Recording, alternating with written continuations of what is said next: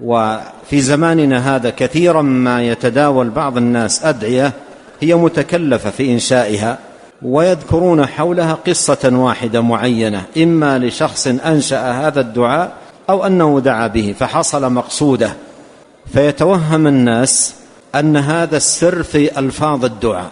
لا بد أن ننتبه لهذه الفائدة فإنها ثمينة جدا. يظن كثير الناس أن هذا سر في لفظ الدعاء، سر في لفظ الدعاء.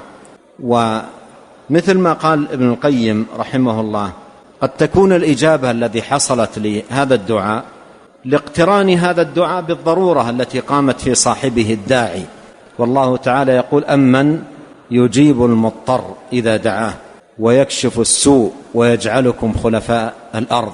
وقد يكون عائدا إلى قوة إقبال الداعي على الله وصدقه في الإلحاح والطلب.